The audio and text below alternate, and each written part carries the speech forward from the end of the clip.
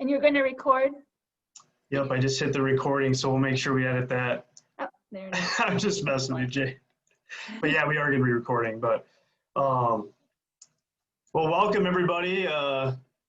Thank you for joining us this morning. My name is Steve Jappinga. I'm Vice President of Public Affairs at the Lansing Regional Chamber of Commerce here in the capital city of Michigan. We're very excited today to be able to host our guests, Craig Allen and Anna Ashton, who are both from the U.S.-China Business Council. They're going to kind of walk us through, the U.S.-China relations and the future political and economic relationship of our two great countries. But before that, as everybody knows, Zoom protocols. I think we're all pros at this now, but this is a webinar format, so we cannot see you, we cannot hear you. There are going to be opportunities for question and answer. So if you do have questions for our panelists, please submit those in the chat. You can use the Q&A icon, and we'll make sure we get to all those questions. This program is being recorded. We're going to be sending that out to those that may not have been able to join us this morning, because this is going to be an important conversation on U.S.-China trade relations. So with that, again, we appreciate Craig Allen, President of the U.S.-China Business Council, and Anna Ashton, who's the Senior Director of Government Affairs at the U.S.-China Business Council, for being with us today. I'm gonna have Jade Sims, who's hosting this with us today, and Jade Sims is the Assistant Director for International Trade Programs at the International Business Center at Michigan State University's Broad College of Business. So I'll have Jade provide a few remarks, and then we'll kick off our program. So Jade. Great, thanks, Steve.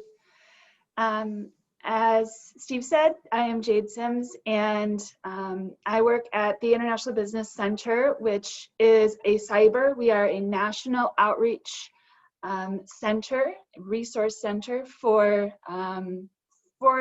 everybody.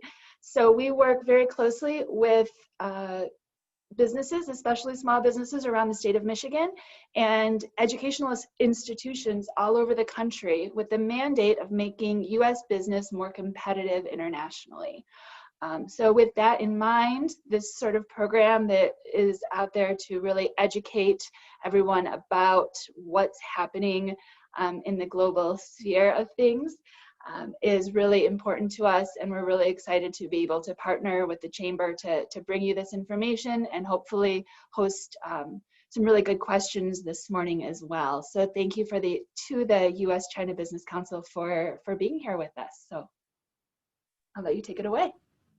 Okay, well, thank you, Steve, and thank you, Jade, and thank you to everyone who is listening in today. My name is Craig Allen, and I'm very pleased to be here with Anna Ashton to talk a little bit about U.S.-China and specifically Michigan-China. Before I begin, I just want to say thank you to particularly the state officials who are on this call. I spent part of my high school outside of Paw Paw, picked a lot of fruit, went to University of Michigan, and worked in an automotive parts factory. So I think I know the state pretty well, and I love it very much, and I owe you. And it gives me great pleasure if I would be able to pay you back. So thank you to the great state of Michigan. With that, what I'd like to do for the next 13 minutes is provide a little bit of background on U.S.-China from a historic perspective. Talk a little bit about the current geostrategic environment, just 2 or 3 minutes. Give you a snapshot as to where the trade negotiations are right now. And then also talk a little bit about Michigan-China relations. And then turn it over to Anna, who will talk about the U.S. Congress and a lot of the legislative initiatives underway. So U.S.-China, a very controversial subject. And it has been that for a long, long, long time. So let's just to appreciate the kind of the depth and the importance of this subject. I would like to note to you that U.S.-China controversy goes way back, even before the founding of our country. When Christopher Columbus set sail, he was looking for China. He thought he made it to India, and even at the end of his days, after 3 journeys, he thought that he was almost there to China. But that is as far back as we go. Then you could turn to 1773, Sam Adams, the Boston Tea Party. That was Chinese tea that was thrown into the Boston Bay, sparking our revolution. We could look at the Declaration of Independence or the U.S. Constitution and find very clear echoes of U.S. Or American-China trade in both of those foundational documents of our country. It goes beyond that as well. California was settled by quote-unquote Americans who had taken all the beaver out of Michigan, Ohio, Wisconsin, and Minnesota, and they needed more beaver to export to China. Thus, it was Americans who settled California first rather than Russians who were looking for the same beaver to export to China. Hawaii also is an artifact of the American missionaries who had gone to Hawaii and who also had family in China. They learned that Hawaiian sandalwood was a very lucrative export to China. So Americans piled into Hawaii for export to China.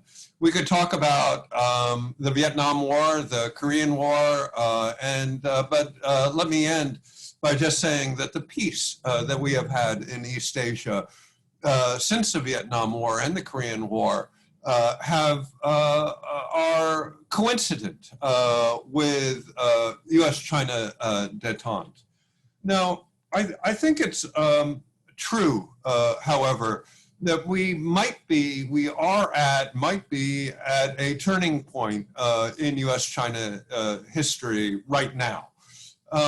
There are a lot of issues. The U.S. and China are caught on the horns of a security dilemma.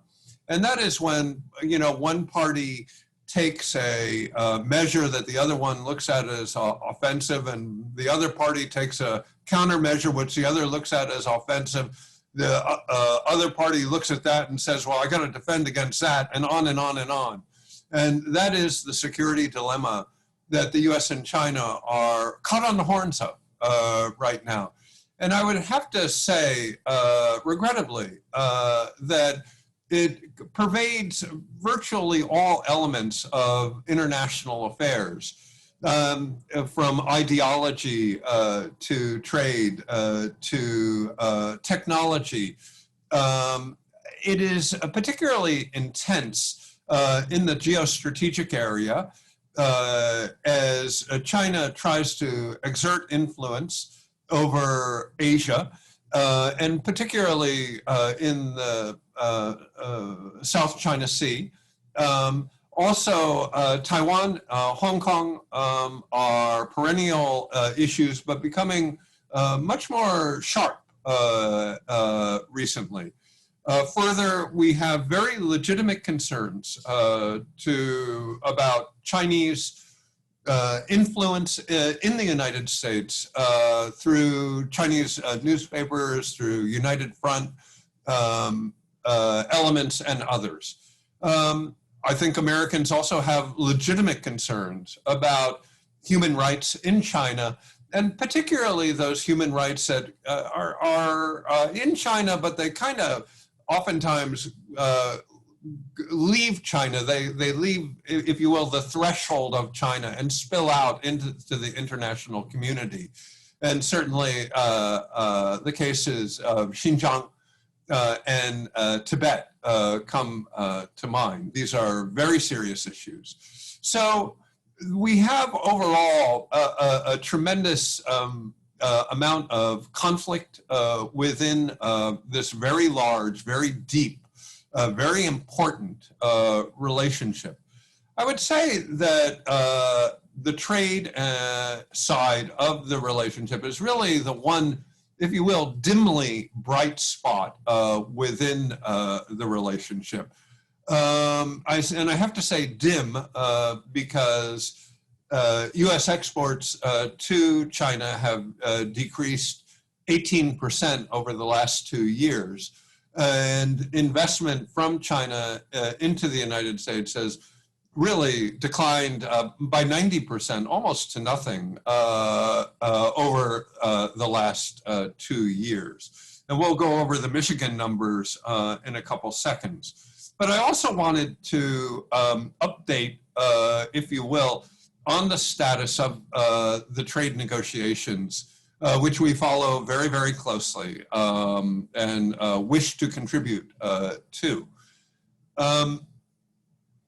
On January 15th, President Trump and Vice Premier Liu He signed a quote-unquote phase 1 agreement resolving, if not resolving, advancing many of the key areas of dispute that have been a part of the relationship for many, many years. And this agreement signed between the president and the vice premier really has 2 parts in it, and it's important to kind of get that.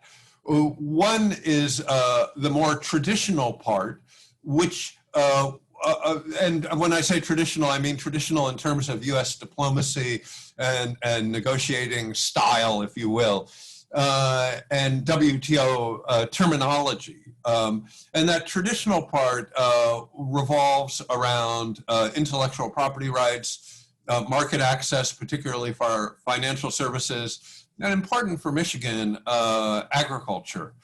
And I would say in all of these areas that the Chinese have improved their structural regulatory regime that has led to benefits for American companies.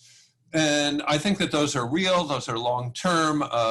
You know, the phase 1 agreement is not the disaster that folks may say.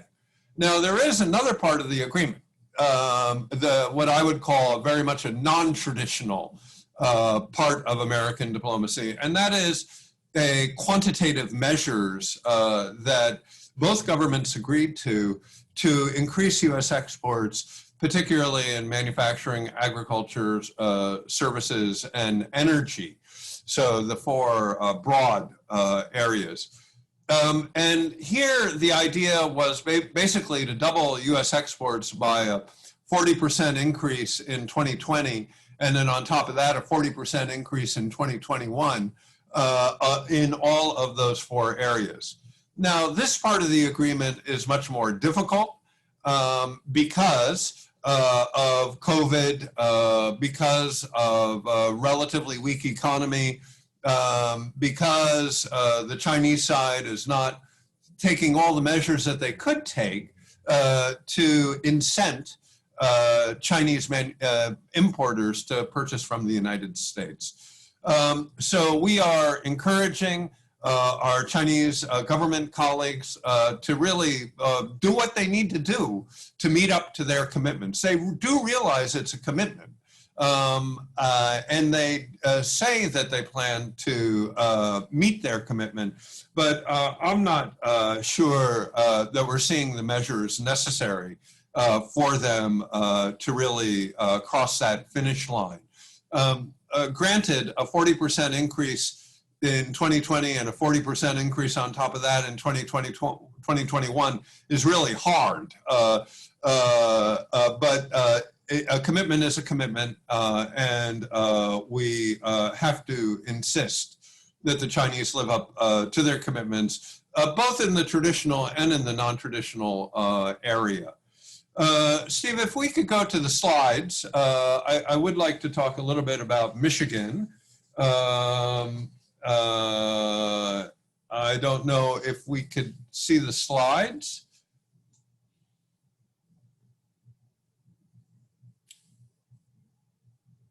There we go. Oh, wonderful. Okay, so let's go to the first slide. And beyond that, thank you.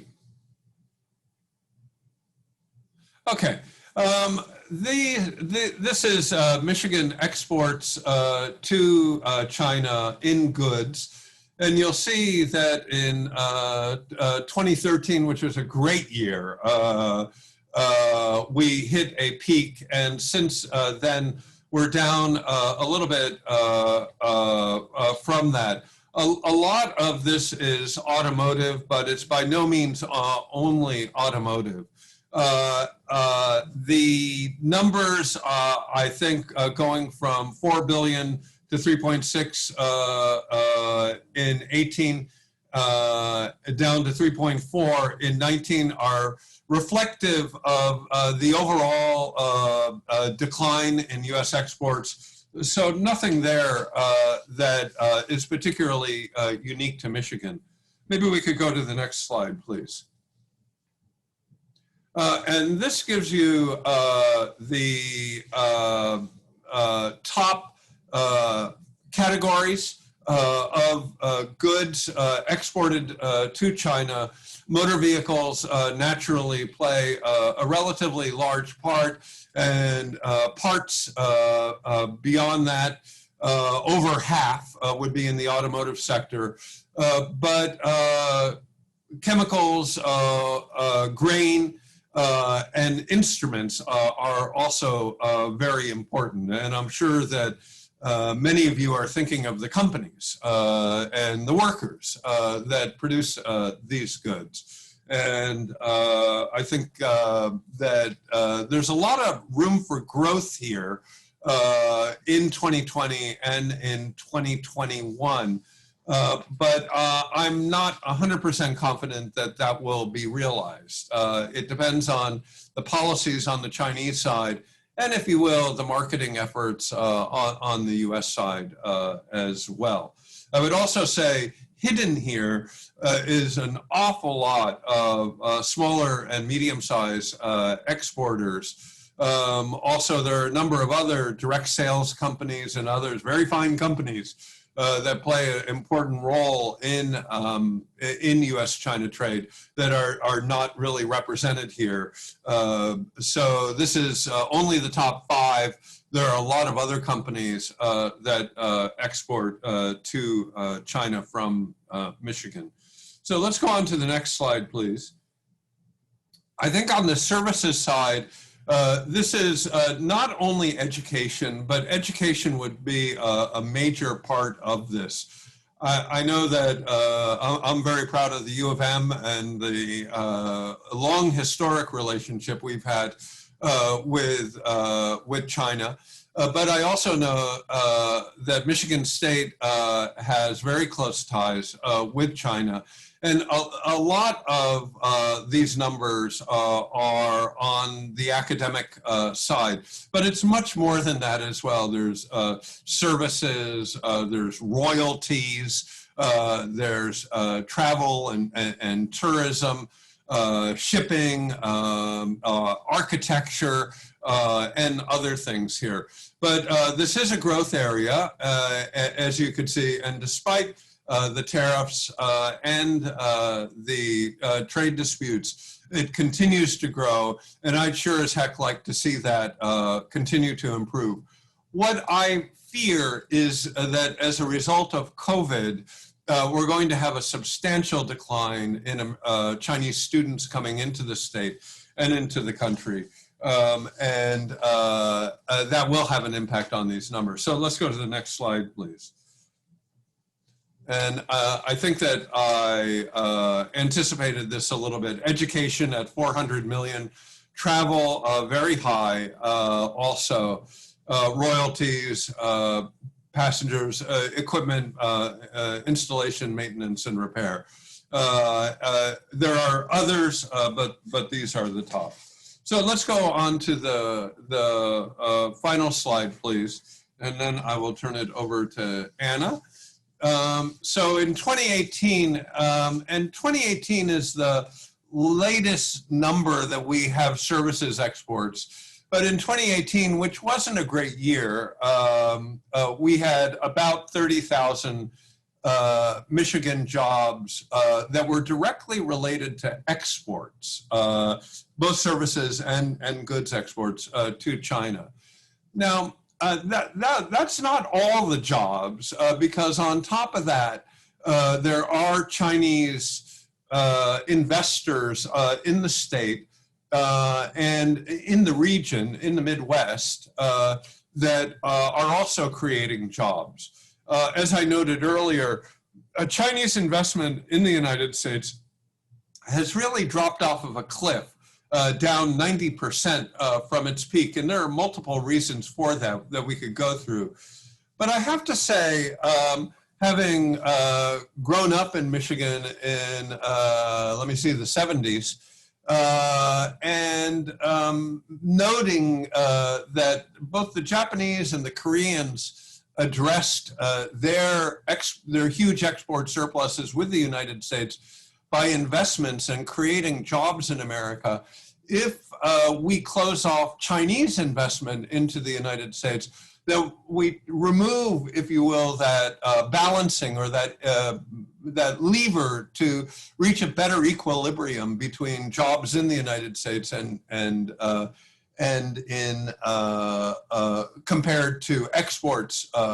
We would rather have the jobs in the United States. And Chinese investment in the United States does create jobs. I realize that there are other factors there, but we would, I think from a macroeconomic perspective, much prefer to have the jobs, the investment in the United States, than kind of a perpetual excessive trade deficit with China.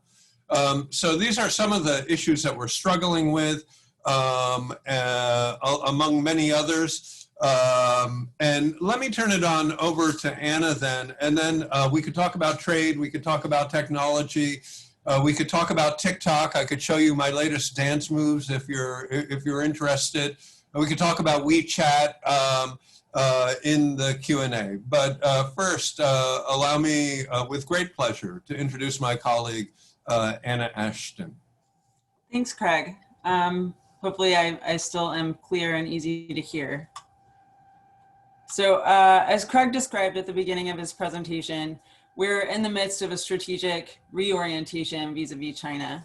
China is far more economically and politically powerful than it was in 2001 when it joined the World Trade Organization and began opening its markets to foreign companies in earnest. We have different foundational ideologies too, and sometimes conflicting strategic interests. So it's no surprise that we're at a moment where the relationship is undergoing a rethink.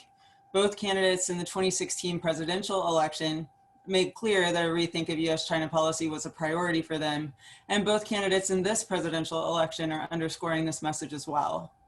The presidential candidates are far from the only policymakers who have prioritized a rethink of US-China relations.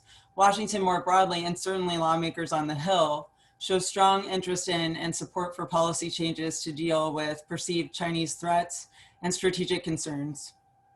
There's also increasing support on the Hill for restrictions on US-China commercial engagement.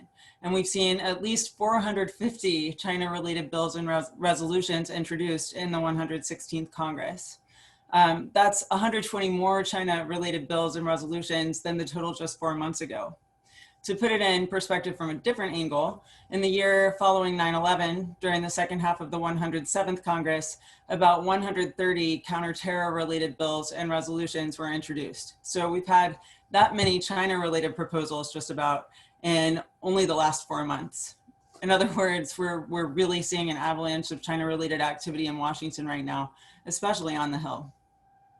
With only 42 days left until the lame duck session of this Congress begins, the period between the November election and the start of the new Congress, we may see this trend slow temporarily. members of the House have been busy formulating a COVID aid package. And with the passing of Justice Ruth Bader Ginsburg, the Senate will be spending some significant time confirming the president's nomination to replace her.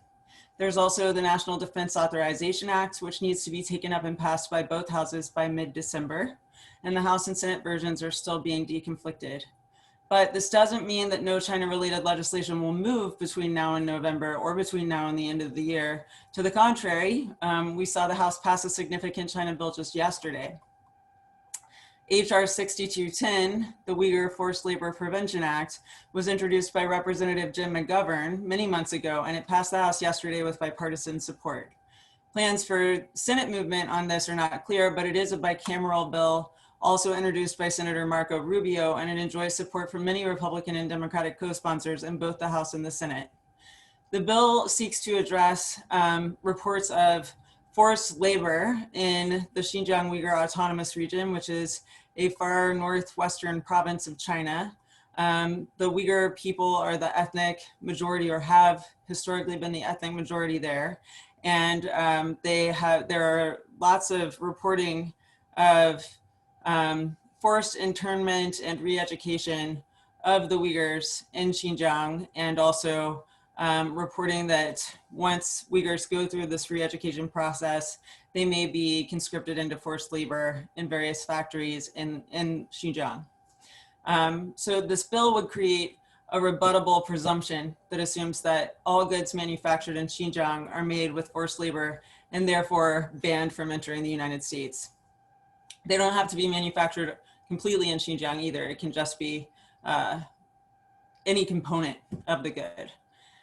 In reality, the presumption isn't really rebuttable because third-party audits of Xinjiang manufacturing operations aren't going to be viewed by Customs and Border Protection as sufficient proof that an operation isn't employing forced labor, because there are too many perceived issues with access and transparency in Xinjiang. So this, if it passes the Senate and is signed into law, it will essentially ban all products from entering the United States that have been made in whole or in part in Xinjiang province. This has some pretty significant ramifications for a variety of industries, but especially the apparel, textiles, and cotton industry, because about 1/6 of the world's cotton is grown in Xinjiang, and even more of that cotton is processed in China and blended with cotton from the United States and other places. About 80%, I think, of all yarn that goes into textile and apparel manufacturing is made in China. The Uyghur Forced Labor Prevention Act is just one of numerous pieces of legislation introduced this Congress that seek to address human rights concerns in China. China-related legislation falls into a variety of buckets, and legislation pertaining to human rights and democratic freedoms is one of those buckets. Other buckets include legislation addressing China's culpability for the COVID-19 pandemic, legislation addressing supply chain security, legislation addressing US academic and research engagement with Chinese students, faculty, and scientists, legislation limiting flows of US capital into Chinese companies, traditional security related legislation, Taiwan related legislation, some of it security, some of it not, and some other categories as well. COVID-19 legislation includes various measures aimed at investigating China's handling of the initial outbreak or holding China accountable for the global pandemic. Recent polls show that a large majority of Americans blame the COVID-19 outbreak on China and support some sort of response to China that addresses this. A lot of the legislation initially that fell into this category was introduced by Republicans, and Democrats have also begun to embrace it, even though a lot of it actually wouldn't accomplish much in terms of being actionable, but the sentiment behind it has gained increasing support from both parties as the pandemic has worn on. In the arena of human rights and democratic freedoms, we've seen other bills related to Xinjiang and Hong Kong become law. The Uyghur Human Rights Policy Act of 2020 became law in June, after which the administration moved fairly quickly to implement sanctions on Chinese officials related to human rights abuses in Xinjiang, as permitted under the law. The Uyghur Forced Labor Disclosure Act involves reporting requirements, and plans for Senate movement on this bill are not clear, but it does have a lot of bipartisan support as well. The Hong Kong Human Rights and Democracy Act, signed into law late last year, allows the US to revoke Hong Kong's special status if it determines that Hong Kongers' democratic freedoms are not being maintained and its autonomy not being upheld. The Hong Kong Autonomy Act, which became law in July, allows for sanctions of Chinese officials found responsible for undermining Hong Kong's autonomy, as well as secondary sanctions on financial institutions that do significant business with the sanctioned individuals. Then there's the China Trade Relations Act, which was introduced by Senator Tom Cotton last Friday. It would end the United States' essentially automatic granting of most favored nation status to China and would expand the list of human rights violating practices and other disfavored practices, which could disqualify China from most favored nation status on an annual basis. The Slave-Free Business Certification Act, introduced by Senator Josh Hawley early this summer, would hold US companies accountable for any forced labor in their supply chains anywhere in the world, to include China. Also, partly because of COVID-19, though not entirely, supply chain security is a major China-related issue on the minds of lawmakers. 67% of Americans believe the US is too reliant on China for essential goods and would spend more money to buy American alternatives. Pharmaceuticals and personal protective equipment have been the most frequent focus of supply chain concerns on the Hill in recent months. There's an awareness, though, that short-term demand for pharmaceuticals and PPE creates serious drawbacks for any effort to reshore operations in the near term, but there's definitely interest in reshoring some of this manufacturing over the medium to long term. Telecommunications supply chain security is also emerging as a high priority issue. The CHIPS for America Act, for example, has largely been worked into the draft National Defense Authorization Act and is supported by many members of Congress and a significant chunk of the US high-tech industry. It's intended to supercharge the US semiconductor industry, ensuring competitiveness vis-a-vis China, and it would increase federal incentives to the tune of an estimated $25 billion over 5 years for US companies to conduct their advanced chip manufacturing and research and development in the United States. We can expect that supply chain security, supply chain diversification, and reshoring will remain hot topics through the end of the year and into the next Congress as well. Both presidential campaigns have made it a priority agenda item. It's not a question of if there will be new requirements imposed on companies' supply chains, but what kind of requirements, and to what extent they'll be incentivized to change their supply chains with carrots versus sticks. Federal contracts could be reserved for US companies that move export-oriented manufacturing out of China or back to North America, for example, or tax incentives and other subsidies could be offered to companies to stand up new manufacturing operations here in the US, as the CHIPS for America Act proposes. It's important that the solutions chosen are ones that allow companies to remain globally competitive so that their revenue can support production output and the jobs that Washington expects them to create. So that's an area where we're pretty actively engaged. Similarly, legislation aimed at limiting flows of US capital into Chinese companies has cropped up, and some provisions are likely to move forward. This has to do with Chinese companies listed on US exchanges that are not fully in compliance with auditing and inspection requirements that are supposed to apply to all companies listed on US exchanges. It would essentially, there are a bunch of proposals that would call for Chinese companies that don't come into compliance over the course of 3 years to be delisted from US exchanges. It makes sense, of course, to expect companies to abide by the same rules.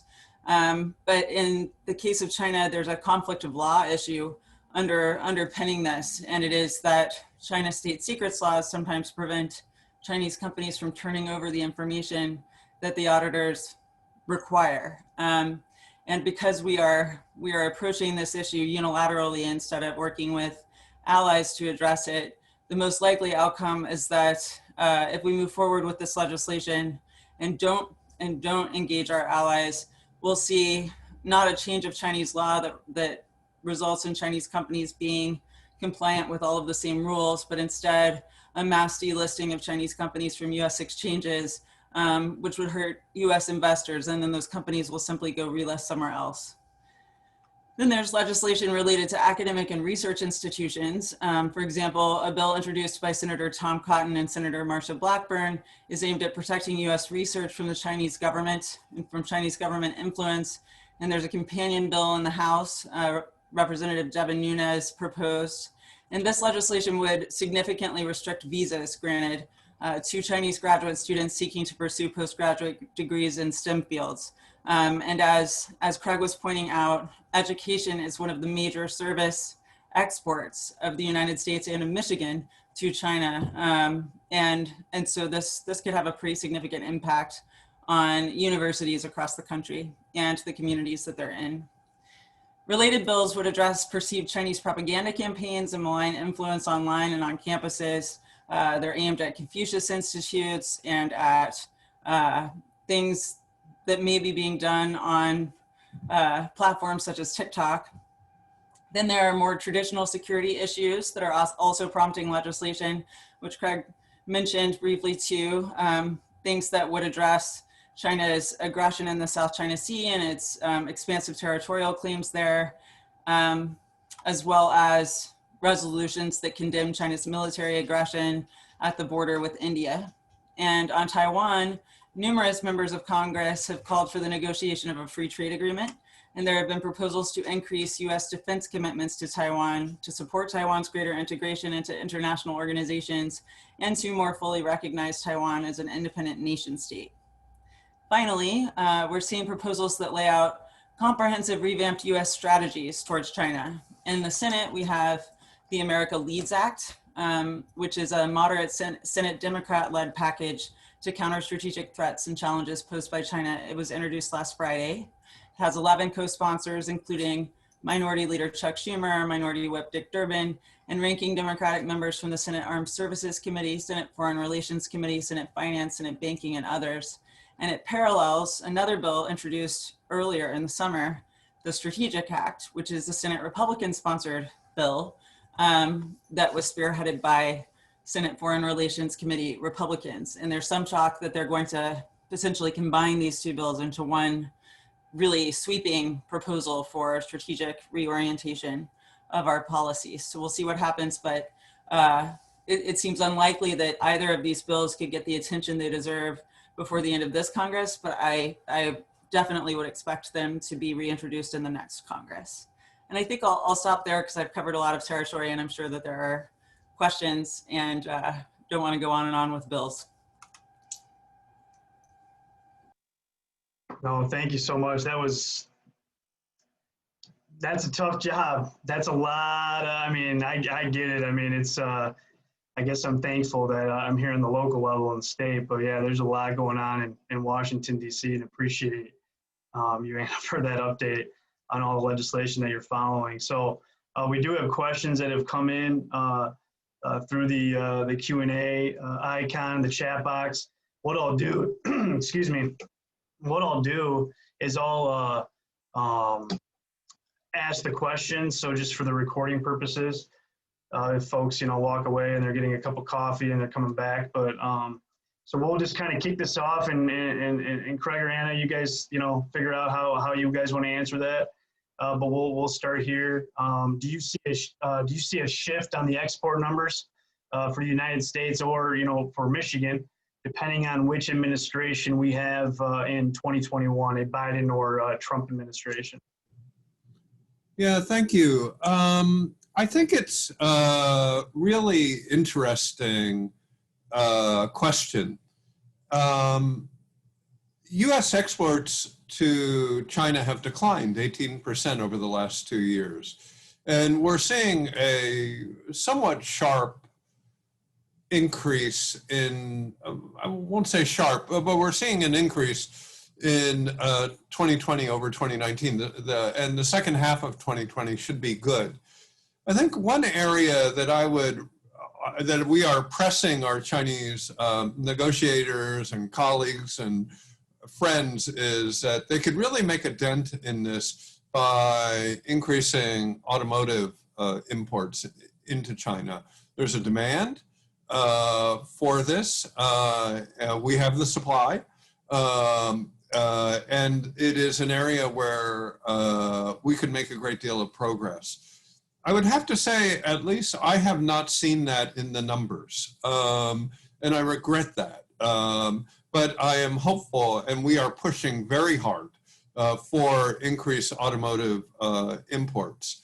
Now, it's also true that our great automotive companies have significant investments in China, and they want to sell cars from there as well, too. But this is not an either or. We can do both. So I would say that there are good possibilities of having a good second half of 2020 and a very good 2021 if we're able to keep the truck on the road here, if you will. Particularly in the automotive sector. I would say the same is true for food and consumables. And Michigan exports a lot of consumables. Amway is a remarkable company and really contributes a lot to U.S.-China trade. And their influence is not to be underestimated. So I'm cautiously optimistic on this. Biden, Trump, will that make a difference? We'll have to wait and see. I wouldn't presume that a second Trump administration would follow the same policies vis-a-vis China. I think that is a mistaken assumption. Nor would I assume that the Biden administration would have dramatically different policies from our current policies in China. And I think that the reasons for that, Anna very beautifully articulated that the administration is being pushed by the Congress for stronger measures. And that will probably be true for a Biden administration or a second Trump administration. So I'm going to keep working to increase U.S. exports to China with a special eye on the automotive sector, which I hope will do better over the next 18 months. Thank you. Yeah, so we have, we have several, state, local, elected officials, staff that are tuning into this, as well as on the federal side, but, kind of focusing on the state, local here in Michigan.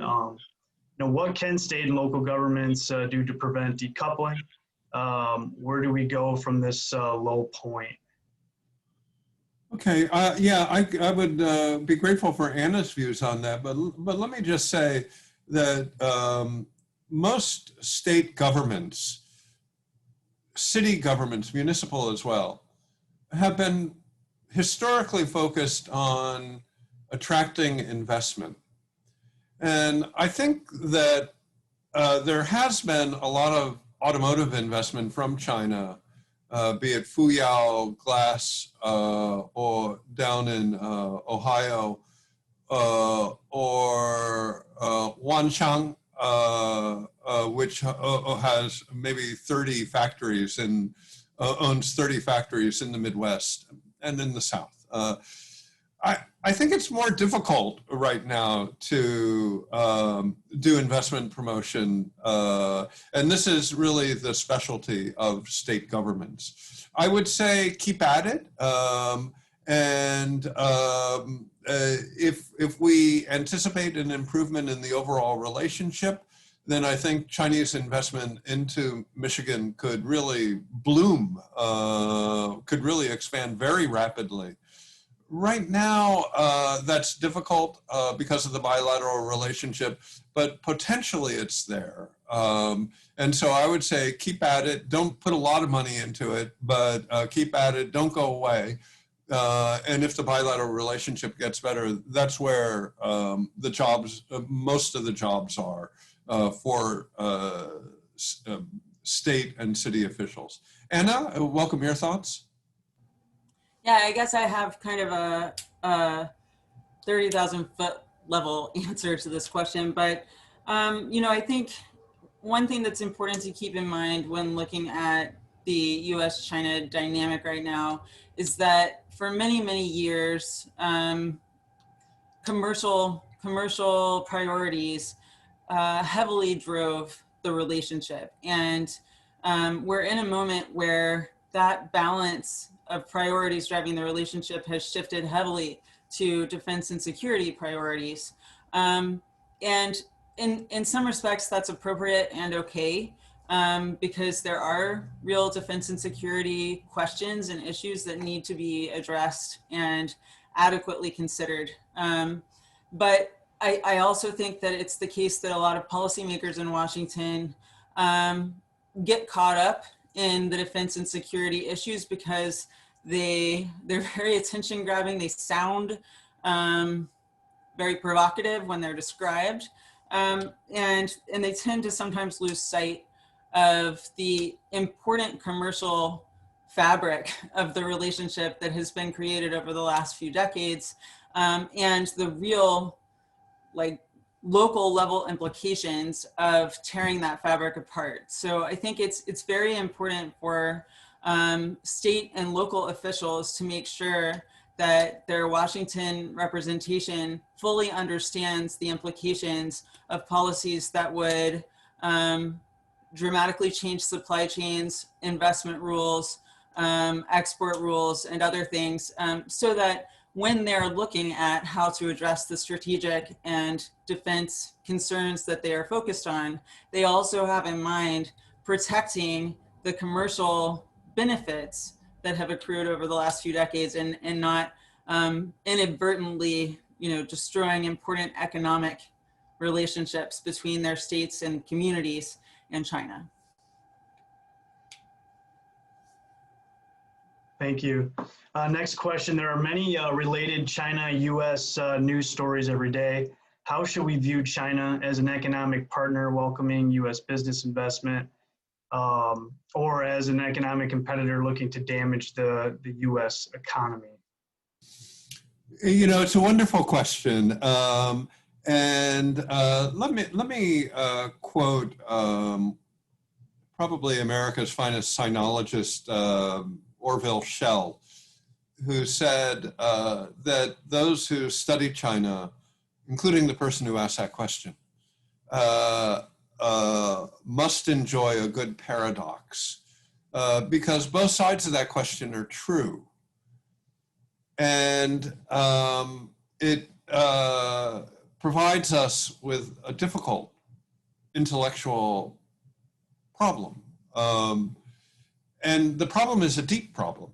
The Chinese mode of governance is very foreign to what we know and appreciate. At the same time, their economic model has proven to be extremely dynamic and effective. And I would also rush to say that they have embraced science and technology like nobody else, and that their innovative capacity is very, very deep. And so this presents the United States with a challenge, unlike what we have experienced for a long time. And that is further exacerbated by the fact that our economies are deeply intertwined. Total trade between the two countries are, $700 billion. U.S. investment in China is very high, and Chinese investment in the United States is nascent. It's further complicated by the fact that I think that there's no way to hide it, that the Chinese ideology and governance is diverging from global norms more and more.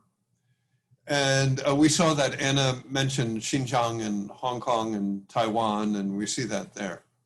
So this is a challenge for us without simple answers. And I would agree with Anna completely that we need to balance our economic interests and our security interests and our values. Values are important, but jobs are important. And our national security is important. All are important. So I think that there is no easy answer to the question, except that we need to strengthen our own institutions, strengthen our R&D and our technological edge, strengthen our military capacity, and deal with China in the context of our alliances and partnerships that our fathers and grandfathers bequeathed us through NATO, through our partnership with Japan and Korea. Let's recall, if we put the EU, the US, Japan, and Korea together, we have a population less than China. Still, China's that big. So we have a challenge ahead of us in answering that beautifully formed question. And it's one which will, the answer that we come out with is one that will affect the lives of our children and our grandchildren and our great-grandchildren. Thank you. Thank you. Next question. The U.S. move to ban TikTok and WeChat feels a little bit of a tit-for-tat escalation away from free market capitalism and towards censorship here in the U.S. to match what China does with U.S. technology companies. What do you make of it? Yeah, this is a really good question also. Thank you. There's two things there's at least two things that are going on here. Firstly, one of the key tenets of the Trump administration has been reciprocity.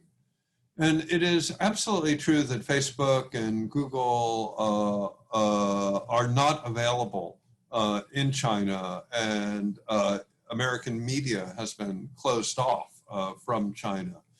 And therefore, the WeChat and the TikTok bans are simply a form of reciprocity at one level. But there's a much deeper level here, deeper part of this debate also.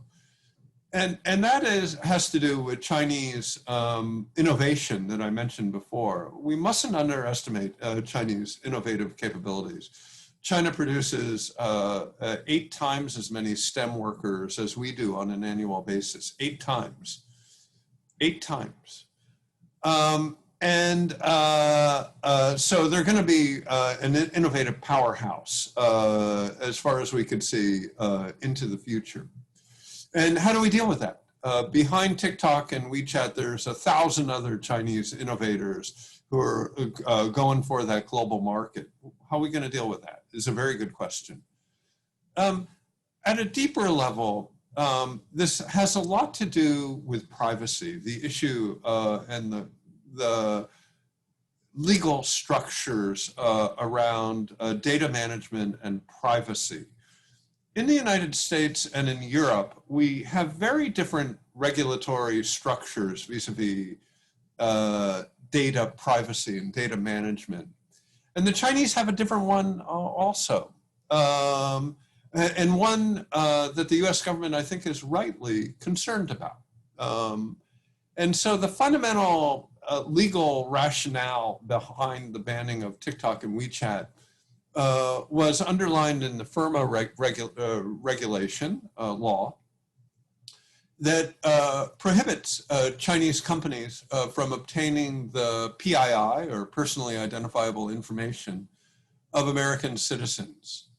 And if TikTok and WeChat has a lot of PII running through it, and that is the legal rationale behind the quote unquote emergency that President Trump articulated and under which the bans have taken place. So there's a multi-level here, and it is very unclear how this is going to work. Now, I just checked, and on Apple Store, you could still download TikTok and WeChat. I'm not recommending that, by the way, but legally, the original executive order said that they were to be off the stores as of last weekend. but judges, particularly a judge in California, has come in and said, no, no, no, violation of First Amendment rights. And this is the type of tension that we're going to see a lot more of in the future. And by the way, the Chinese government is not sitting idly back watching this being done to them. They are putting up their defensive measures over data and cross-border data flows, data privacy, data ownership, and that could lead to yet a further fragmentation of the global economy, something that I think that might be inevitable, but if it is inevitable, then it would certainly impoverish us all, at least to some degree. Far better that we come together and come out with, if possible, a global regulations over who owns data, what are the rules of the road when data crosses borders, how can that, your personal, my personal data be bought and sold, and ultimately who owns that data? And these are very difficult questions for which we're going to be looking for an answer for a long time. Thank you. Yeah, I know we're getting close to the hour here, but I think we have about 3 more questions that are, I think, be important. So if you got to jump off, we understand, but do you have an idea of how much support we would receive from our allies in achieving reforms in China? Yeah, it's a really good question. I spend a lot of time with the Australians, Canadians, Europeans, Japanese, and Koreans to try and collaborate. I don't want American companies to pay the full price of decoupling. Dutch courage here. We want to do this with our friends for sure. They're mixed. They are very ambivalent about the Trump administration and the reliability of the administration. And our Canadian allies are our closest allies, probably. But they're weirded out by the 232 actions against Canadian steel and aluminum, and not confident enough to work with us directly on China. So I think it's a really important question. And I think that that is an area where you would find quite a significant difference between a Biden administration and a Trump administration. I think a Biden administration would make much more efforts to bring in our allies. You know, you might find that a bad thing because there would be a cost to that, right? So I'm not saying that that's a free lunch. There is no free lunch. And the Europeans and Canadians would demand something for that, which would have a trade impact as well. But at least in my view, over the longer term, we are a much firmer ground, a much better ice if we are working collaboratively with our Europeans, Japanese, Korean, Singaporean, Canadian, Mexican colleagues than not. And we'll see if we can get there. Right now, I would say that's very tenuous, very uncomfortable, hasn't produced a lot. But efforts have been made by the Trump administration along these lines. It's just that they haven't shown a lot. And I don't think that there's a deep reservoir of trust between particularly the EU and the US at the current time. Thank you. I would just add to that, that yes, you know, I do think that there's lots of consensus between us and our allies and other nations about the challenges posed by China's economic model. It really does sort of go against the grain of the free market capitalism that is supposed to be the basis for, you know, our biggest trade agreement, the World Trade Organization commitments, and for other trade agreements. And so there's lots of potential for there to be effective multilateral efforts to address these issues. The question is, how do we achieve that potential? Agreed. So there's two questions that are kind of similar, so I'm gonna try to put these together for us. And it has to do with visa restrictions for those students. And, you know, a lot of what we're working on here, I mean, I know we kind of offline, we have the University Research Corridor, so Michigan State University, University of Michigan, and Wayne State University. We actually have all three of the presidents at our economic club this week. But, you know, how is that going to impact those universities, others around the nation? And then are there solutions being discussed at the national level to help keep talented international students here in the U.S. and in places like home here in Michigan? Anna? Well, I think this is an issue that universities should be rightfully concerned about. You know, I think that there's been a fair amount of press around cases that have been investigated and prosecuted in recent years and this year that have had to do with either outright espionage or failure to disclose relationships with the Chinese military or the Chinese government, that it funding research that individual Chinese scientists and academics have been conducting in the United States that should have been proprietary and not disclosed to their governments, but was. So there is a real problem here that the government is seeking to address. But again, I think that this is a question of balance. I think that there probably are a lot of policymakers who don't fully appreciate how important that talent pool is to a lot of the academic and scientific research that's happening here in the United States, as well as the innovation in the private sector. And that I think universities and the private sector are in agreement that it would be a good thing to come up with solutions that better protect universities and businesses from espionage or inadvertent disclosures of information. But the best walls are high walls around select things and not, you know, big walls around everything. We should have policy that allows us to keep as much of that talent as possible while also protecting our crown jewels. And I think that's something that needs to be conveyed from universities to your representatives in Washington, just like supply chain issues and investment issues need to be talked about with them. Great.